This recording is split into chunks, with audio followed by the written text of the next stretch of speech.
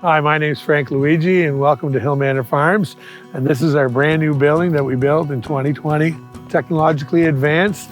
Come with me and you'll find out. It's an awesome barn for cow environment and it uses a lot of newer technology. As you follow along, you'll see there's no unimportant detail when it comes to designing these facilities. As is standard on a lot of newer dairy barns, we have this tank room. Now the tank room is designed as such so that this is the room that the milk trucker goes into. It's basically the first part of the milk factory. To keep this area clean is very important. There's a bunch of monitoring equipment on the wall. The milk gets picked up every other day.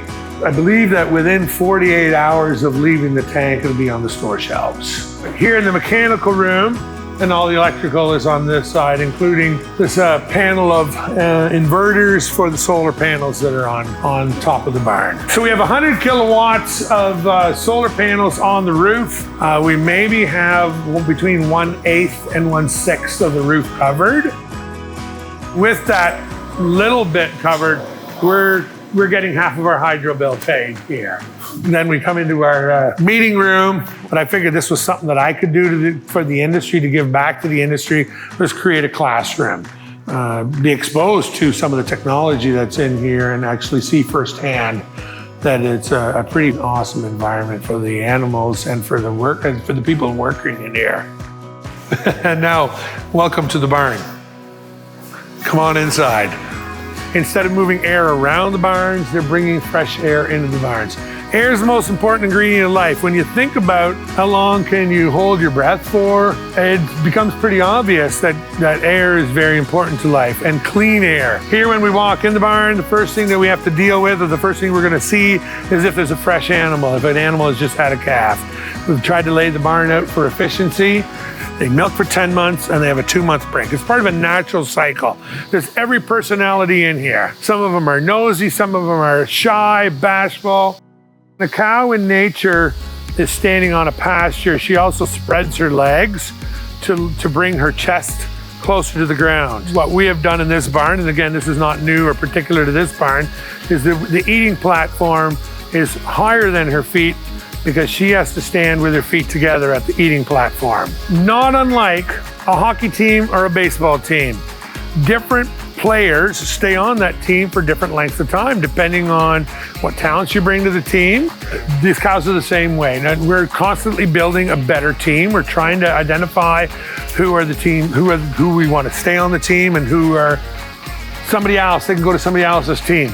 10 years ago, prior to milking in robots, whatever the number was, we added a year to their lifespan, and our ability to catch issues that were potentially starting before they actually started. And we could treat proactively. We do a lot of preventative work, feeding good quality vitamins, and we know that we're doing a good job of supporting their immune system. 6 degrees Celsius is their favorite temperature. Once we start getting into the 15, 18 degrees Celsius, they're starting to experience heat stress. We want the barns cool. They are not us, so we can't apply rules that apply to us. We can't apply them to them, because the barn's been designed for them. They each have their own cycle. Some cows milk twice a day, some milk 3 times a day, some milk 5 times a day, depending on the amount of milk that they give. Because there's less stress on their body, they live longer. And I think we've added 2 more years to their life moving in here. They're getting the cows out of the way and preparing this side for adding of sand. So 1 day a week, we upset the cows and we level the beds off a little bit and add sand. So this is our autonomous robotic feeding system. It is actually the only one that feeds to need. It makes the decision on how much feed to feed and where. So what's coming out of here is a mixture of corn silage, haylage, and all the vitamins and minerals and energy that they will need to make nutritious milk. Between the Vector and the Kitchen, I think the Kitchen and Vector combination were the 10th one in Ontario. First one in my dealership. But these are 2 of the milking robots in our middle robot room. So when the milk leaves the cow, it's about 40 degrees. 39, 40 degrees, a little bit around their body temperature. You're just using well water to pull the heat off of the milk. So now, like probably within a minute of leaving the cow, we're down to 8 degrees, 10 degrees, and another minute or two later it's in the tank and we're down to 3 degrees. To making sure that the milk gets cooled down really fast and it helps hold its quality. This robot arm moves around forwards, backwards, left and right according to what the camera, there's a thermal camera above her and it sees the cow move to the left and it sees it moves to the right.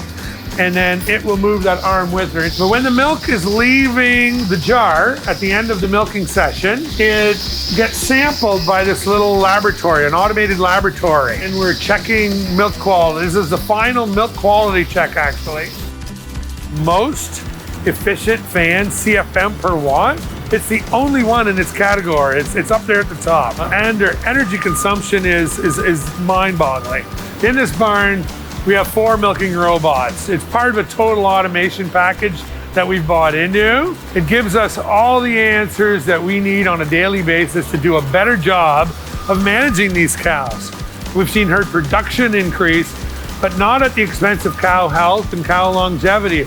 Our cows are now getting older than they ever were before, and they live healthier, happier lives. Among the data points that we're collecting every day is all the information from the milk temperature, the time that the cow hesitates to let the milk down, how long she actually milked for. We're also measuring her activity, not a simple pedometer, but an accelerometer. It measures the kind of step, so a simple head bob is not misidentified as a footstep. But probably most importantly, it's got a microphone on it that listens to the amount of times, the amount of minutes in a day that she's re-chewing her food. And that's very important. And we use it as a big monitoring tool for monitoring the health of the herd. This is our feed kitchen. It's where we make all the feed autonomously. We have it programmed so that this is the corn silage storage area. And this is the alfalfa haylage storage area. The kitchen's big enough actually that we can put like about 4 or 5 days worth of feed in here. We live in a great area, in a great agricultural township, a county, with all sorts of infrastructure around us. I was talking to a lady yesterday from El Salvador, and she said, all the people that we have met in Perth County have been fantastic. And I said, it's because there's no room for pretenders here. There's a whole bunch of really genuinely, really good businesses that all know their stuff.